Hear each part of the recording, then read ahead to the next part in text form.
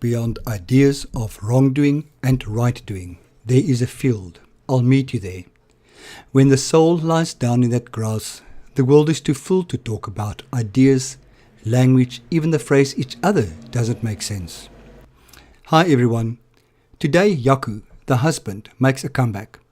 If you listened to earlier episodes, you may have heard our conversation in the first episode. A few weeks ago, Jaco asked me if we can do another recording once I have posted 10 conversations with guests. I agreed, not knowing why or what he wanted to say or address. I specifically did not ask him because I wanted it to be a surprise, for me as well as for you.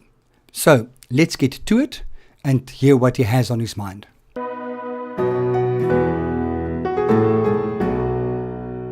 Good morning, Jaco. How are you? I'm fine. Fine. Lazy Sunday morning. I'm feeling a little lazy. Tender after last night's wedding. Yeah. Had a good time? Yes, it was wonderful. I'm glad to hear that. I really enjoyed it. Okay, Jaco, you requested an audience. Yes, I thought I really enjoyed recording the first episode, and I thought that it would be nice to have a recap after you've delivered 10 podcast episodes. Okay, so you want to share your thoughts, or have you suddenly gone on a spiritual journey? Have you had a enlightening spiritual experience? Well, how did you say last night? Spiritual. A spiritual experience. No, not really. Okay, so the podcast so far has done nothing for you. I really enjoyed listening to the episodes. Okay. I think it's fascinating, and since I know many of the interviewees, I find it very interesting to hear what they say about spirituality. But I won't say it has changed my mind. It's just given me more insight into these people I know, and into you, and into spirituality in general. Is it broadening your mind? Well, you ask difficult questions. for a lazy Sunday morning. Is it broadening my mind? Is it giving you a new insight on what spirituality can be and how people see spirituality? First question. Jaco, what did you expect from the podcast? What did you expect when we spoke about Meet Me in the Field and it's going to be about spiritual journeys and those type of things? Boy, that is difficult to answer. What did I expect? I expected something much more serious. Ah, okay, kind of church-like. No, not church, not religious. Okay. Less religious, in fact. Because many of your interviews so far have had a strong organized religion. Yeah, discussion of organized religion. Yeah. Not that it's wrong or right. I didn't quite expect that, because to me spirituality, once again, is not religion. Okay, yeah. It's almost the whatever underlies religion, the kind of generalized religion. Mm-hmm. And I expected people to be more pensive and say deeper things, but it surprised me that they were very funny. They were extremely funny. Many of the episodes, I mean, there's a lot of laughter. Yeah. You laugh a lot. They laugh a lot. I love laughing. And I find spirituality incredibly funny. I didn't expect a comedic podcast. So yeah, I was surprised by that. That's one thing that's definitely surprised me. Also how well and comfortable people are discussing their spirituality. I would have thought it would, maybe you've cut out the difficult parts, but I expected people to be more reluctant and find it more difficult to express themselves when it comes to spirituality, and they all seem very comfortable and very quick. Maybe you ask the right questions, but very quick to answer what you ask them, and to give meaningful and insightful answers. Okay. Didn't expect that. You mentioned that you find it interesting because you know the people. Yeah, Do some you of them, think- yes. Do you think people who don't know the people will also find it interesting? Or might also find it insightful, interesting? Well, I think everyone who listens will have a different perspective, because it's so much about where you come from. So I think different people will relate and connect to different things that your subjects, your guests have talked about. I think it's definitely interesting, insightful. What does that really mean? Who knows? Oh God, here we go again. But I can only say how I find it. Okay. Yeah. And if you have to, in 10 words, say a summary of how do you find it? I think it's interesting and insightful and more. So you did funnier use the than word insightful. I used it. It's insightful to me because it gave me new insights into people I already knew, Yeah. and things that we don't often talk about.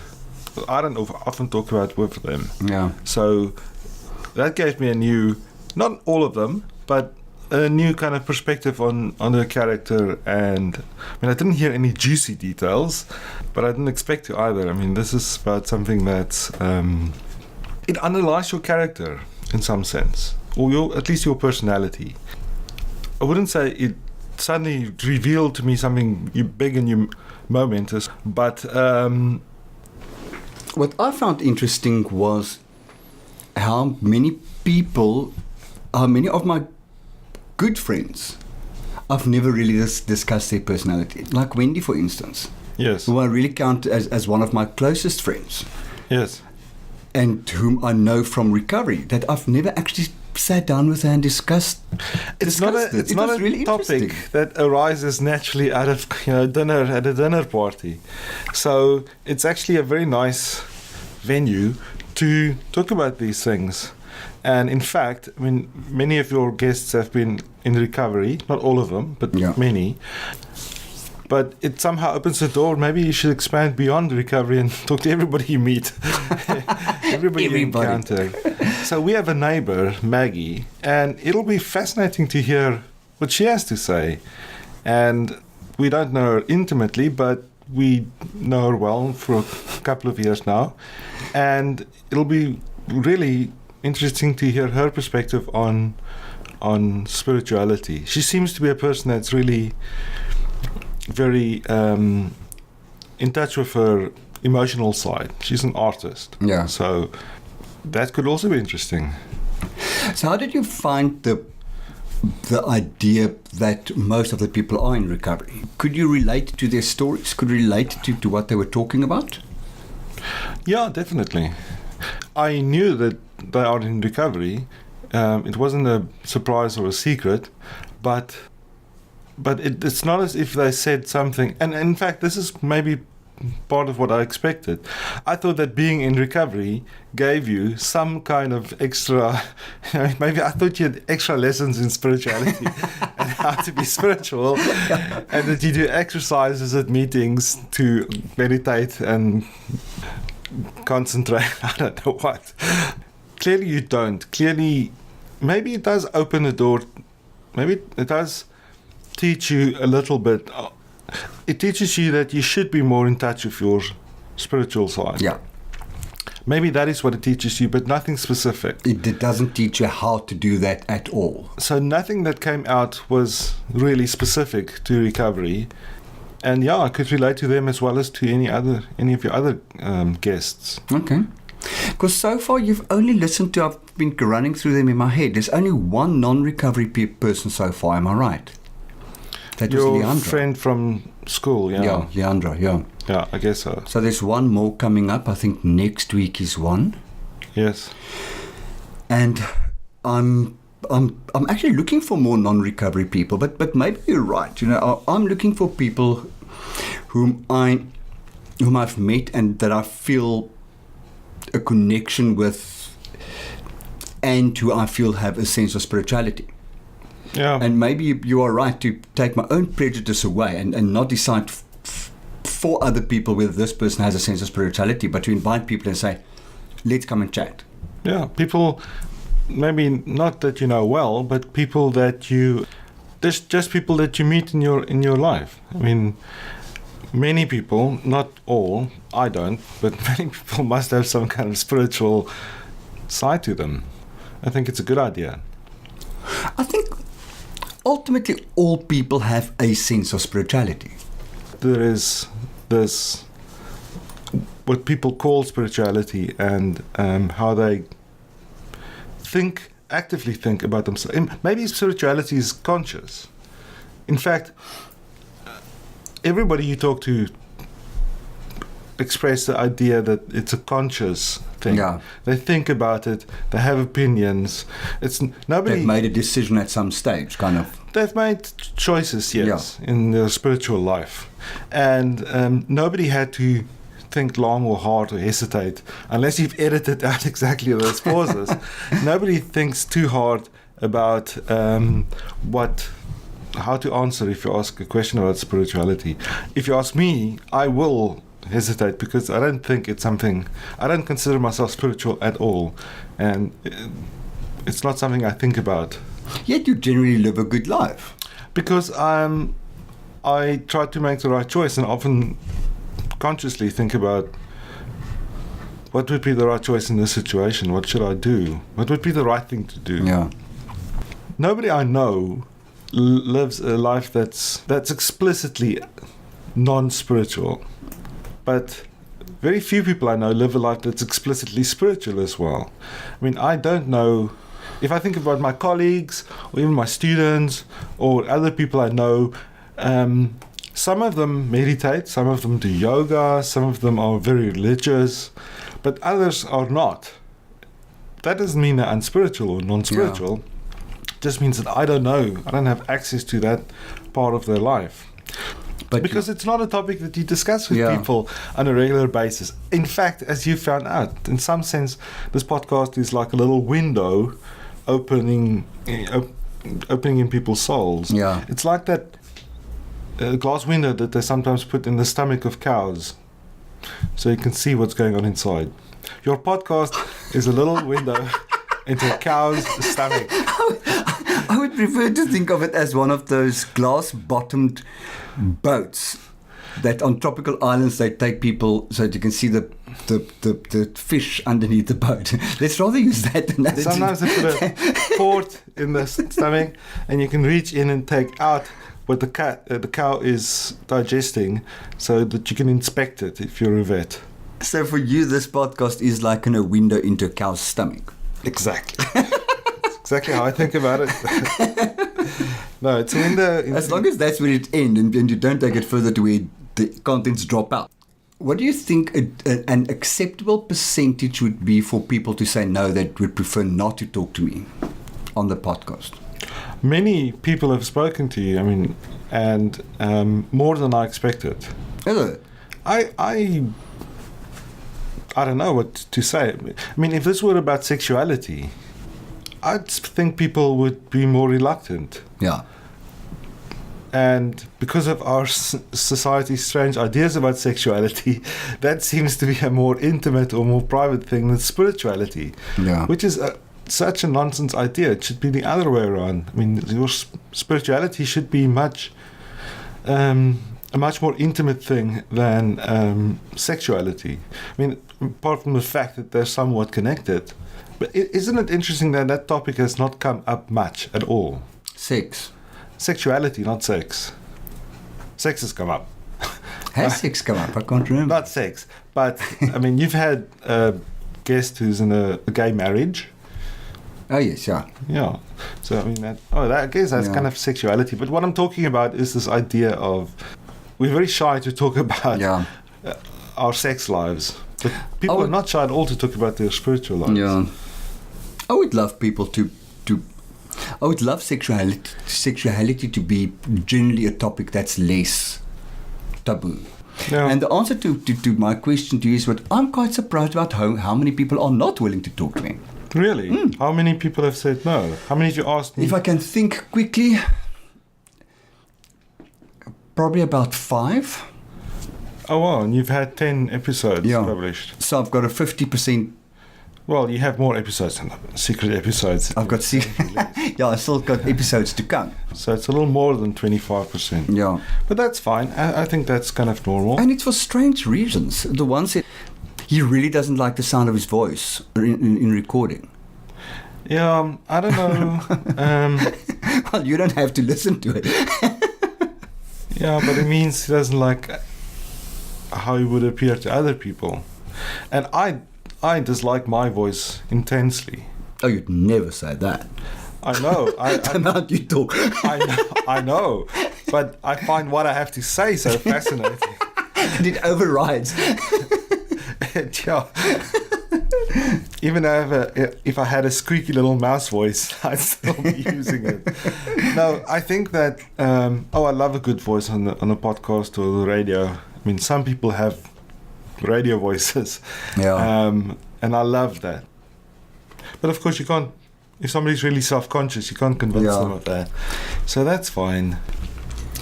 Do you ever wonder how many people are listening to it? No. No. No, I somehow it hasn't occurred to me to think about that, because it's because you don't do the editing. All this hard work and you don't know whether anybody's actually listening to. I'm sure there are many people listening, but because you don't have a connection to them, in some sense, you know. To the listener. Yeah, because do you get feedback on individual episodes ever? I have, yeah. Okay, so you have some idea of that there are at least one listener.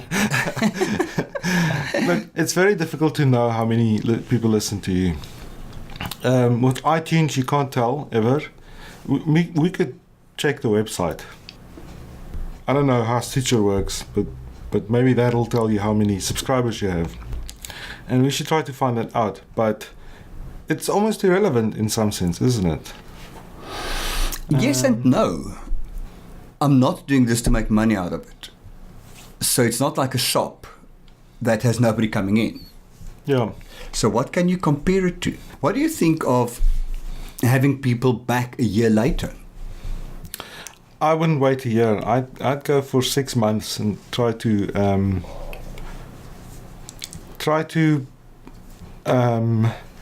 not everyone, because you're kind of limiting new guests. Yeah. But it's having some people back who are particularly interesting, and ask them to listen back to their episode and reflect on what they feel now. Maybe they've changed in those 6 months. Maybe their opinion has changed in those 6 months. Or What I find interesting is the idea of the podcast is to talk to people about their spiritual journeys. What I kind of didn't contemplate beforehand was, how can I put this? That the journey is intricately linked to a sense of spirituality. And I find that I speak more about people's sense of spirituality and their spiritual practices than about the actual journey. Yeah, I've noticed that you find it difficult to extract the story out of someone. You know, it doesn't always end up being, as you say, a story about their spiritual journey. This is where I started. These interesting things happened to me. Yeah. Then I had this big conversion or insight, and now I'm at this point. So it's like most of us just shuffle along some kind of path without really knowing where we're going, following a crowd, or just meandering and not even noticing our surroundings spiritually, and end up in some place, and we not really acutely aware of how we got where we are. Well, like a river in flood, just kind of been pulled by it and Yes. end up So where it deposits us. it's not a big surprise that people can't always describe how they got to where they are, and even if they could, not everybody can have an exciting story. Yeah. Not everybody has an exciting life story. But there will definitely be things that you can relate to as a listener and some things you can't. Some people I found boring. Okay. Frankly, me too. No, that's not true. I didn't find them entirely boring, but they were less exciting than I'd expected. And invariably, it's the people you told me that, oh, this is a really good episode that's coming up. Are you serious? And then you've warned me of other people saying, oh, I don't know what to do of this episode. I had to edit so much and I don't like it and it's the worst episode. And those I find the most interesting ones. Oh, wow. So it's a little inverted. Maybe it's because you're too close to the product and you can't see the forest for the trees. Yeah. Throughout, I found all of the episodes really interesting to listen to. Okay. I actually cut out very little content. Substance, yes. Yeah. The most what I cut out is Yes. and my own stuttering. Yes. I never realized that I stutter. Yes. Did you know that? I didn't notice it because you don't stutter in the classic way. You stutter over words, or entire words, not sounds. Yeah, I've become so aware of that. But the point is that you stutter over whole words, you repeat them, you stutter over the sentence, and that's less noticeable than stuttering over sounds. So I never even noticed. I know you're absent-minded sometimes. Sometimes. You don't complete sentences, or conversations end abruptly, take a new turn. But I've never noticed at a lower level that you have a tick. In a way, that's been good for me in my counseling because I became acutely aware that I do that. So I've been trying to cut that out because I think it could become irritating for clients. I'm not sure if it's irritating, but it definitely conveys a sense of, well, it conveys your character, so I wouldn't change it too much. But I suspect that someone who knows what they want to say and say it clearly and calmly does convey a sense of security and trustworthiness. But I find it really interesting to see how many people use and how often we do it. I mean, I always jokingly say, if you cut out the out of French people's conversations, you're going to end up with half the conversation. Yeah. And it's not far away for a normal conversation that I have as well. All languages use filler words. It's They're freaky. called filler. And different languages have different words. For example, in Finnish, they use no a lot. But, I mean, it means so. So they say that So. No. I find my laugh quite irritating on this. You have an excellent voice. It's not what I'd call beautiful, but it's very appealing. It's friendly. It's casual. You know, it's not that classic radio voice, but I love it. I mean, And so you should. and I love you, but Thank you very much. I think I'm being unbiased when I say I enjoy. I find your voice easy to listen to. Do you find the podcast sometimes too explicit, too much swearing? Oh no, no fucking way. But you do believe it needs to be indicated as explicit? Yeah, just in case some small child is listening to this. Some asshole shoots his mouth off. Yeah, it's always safer, and if you do not add the tag, you should make extremely sure that there is no explicit content. Okay. And I guess that's not difficult to do if you're editing it, but I don't think they'll be offended by any of the language that I've heard. Okay. I haven't heard much, really. Cool. So, and to close off with any... I've got many questions. I'm not done yet. Okay. Cool. Oh, right. So, how do you experience the podcast? I'm enjoying doing them. I enjoy the conversations with the people. Yes. I enjoy the fact that I'm linking up with people whom I haven't seen or had contact with for a while. And I'm really enjoying hearing that part of people whom I thought I knew well. It's interesting conversations. Yeah. Yes. It's always nice to have an interesting conversation. How do you enjoy the editing? Do you hate it? I don't hate it. I like it less than doing the conversation. But it's part and parcel of what it is. Yeah, and it's it is just what it is. It's admin you have to do. Always have to do. What do you think is the weakest aspect of the podcast? What do you want to improve most? Wow. The content, the quality of the guests, the quality of the recording. I think I want every episode to be a wow.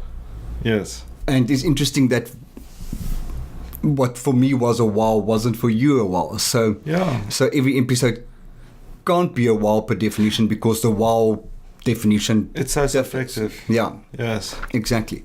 That's the one thing. The other thing is, on the other hand, maybe that's a comfort in the sense that some people will find some episodes great, and some people will find other episodes great. And for every episode, there will be someone who listens to it and think, "Oh wow!"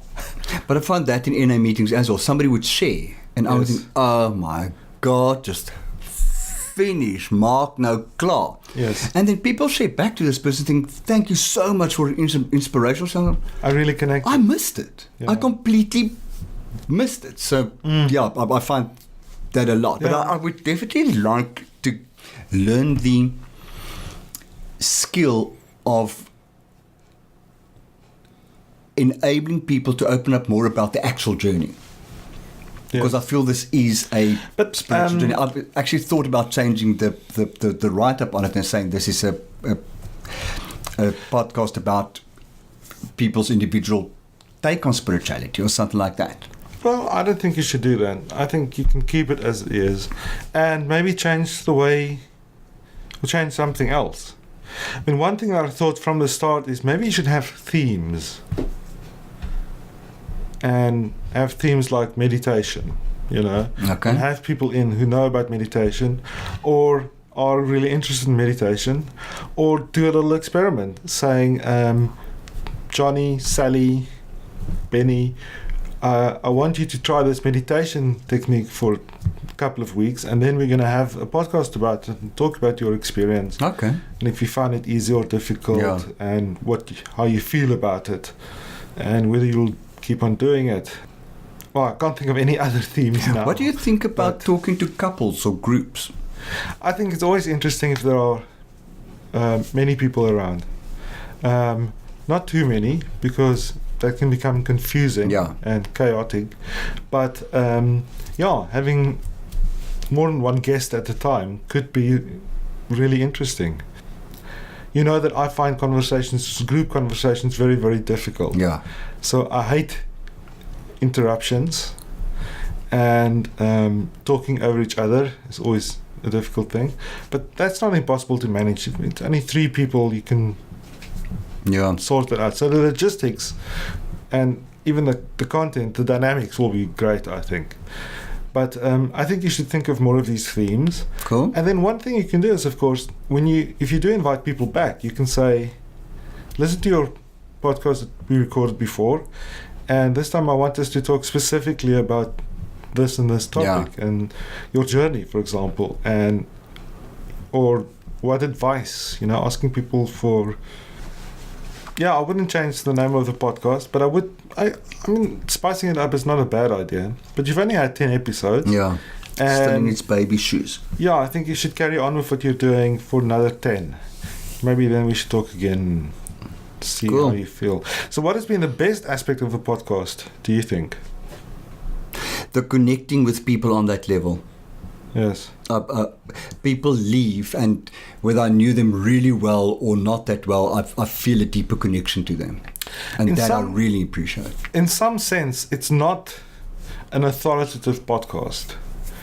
It's not like some of the podcasts I listen to, which is about managing open source projects using Agile. Oh, that's interesting. So these are experts talking about things they know about. Yeah. And it's almost like a lecture. But your podcast is more like two friends sitting down and talking about a specific topic. Yeah. So it's not a wonder to me, it's not a big surprise that you find that connection with friends the best part Yeah. of the podcast. But I like that. I also like the idea that we can create, that I'm not pedantic about creating a homely atmosphere. Like that one episode where Tyson was in the room Yeah. and he mowed. Yeah. And it was so funny. And if you can hear somebody sipping their coffee and putting the coffee cup down, for me that's okay, because that's part of the... For me, that's not okay. I don't want to hear people sipping coffee while I'm listening to the podcast, because it's too small. But if you were in a coffee shop and there was background noise, Yeah. I'd like that much more. Okay. Because that definitely feels a little rustic, and I want to hear one person slurping coffee, but I don't mind if there are 10. Do you think we should start eating cake so you can hear the cake sounds? I think you should make an experiment, and you have an upcoming potential guest that you may have to go to Cape Town to. Yeah. And if I were you, I would find a spot where you can go record in public, in a coffee shop or Yeah. a place like that. There must be. And sound quality you find okay? I find it so good. I was so worried. And you've got this funny setup which you should really post a picture of. Don't know if you should. But Rather not. it feels a little like a chicken cage. A chicken coop. I feel like it's being a child and playing tent. Yeah, it's odd. But we rigged it up because it does improve the sound quality. Yeah, it definitely does. But even so, I mean, I think it's excellent. I found your theme music, I knew from the start it was definitely the wrong choice. And my original suggestion was the right choice. But by now your theme music has grown on me so much, and it's so good, it's so apt. It just works brilliantly. I liked it right from the start. Apart from the fact that you edited it, there's a little interstitial A 3-second clip. and it sounds like you're pressing play on one of those old 80s tape recorders and then pressing stop, because it just stops in the middle of a sound. I mean, I find it horrible. But once again, by now it has grown on me, and I'll probably miss it if it's not there. So I think you should keep it. Awesome. Well, this was great, and again we ended up chatting for far longer than I thought we would. It's fine. You can edit it down to 20 minutes. That's another thing. What do you think about the length? Because in my mind, I never wanted longer than 30 minutes, but I end up posting 45-minute podcasts. I think that this is due to your inexperience. Oh. Now, I have not recorded many podcasts, but I have listened to Millions. not millions, but thousands, literally thousands, no, literally 10,000s of podcasts, tens of thousands. And I know that they all start short and grow longer and longer and longer. Okay. And that's just the curse of podcasting. And when it's a good podcast, I want to hear more. And you should probably leave your audience wanting more. That's a good place to stop. You don't want to exhaust the audience. Yeah. Thank you. Before you fall asleep. Again. Pleasure. Not tired. And Just a enjoy little hungover. I thought so. Well, a good time was had by all. Cool. Thank you.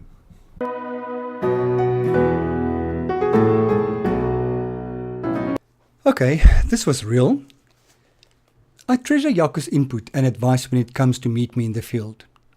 He is not joking when he says that he has listened to tens of thousands of podcasts in his life. He plays podcasts in the background while he works, and especially boring ones to fall asleep to. I am too afraid to ask him what he uses Meet Me in the Field for, but due to this extreme exposure to podcasts, I tend to listen to him when he speaks. It was fun talking to him again. I was afraid that he would say that the podcast is crap and I need to pull the plug on it. I did feel that it would be a bit rude of him to do that during a recording though. I'm happy that he did not say that.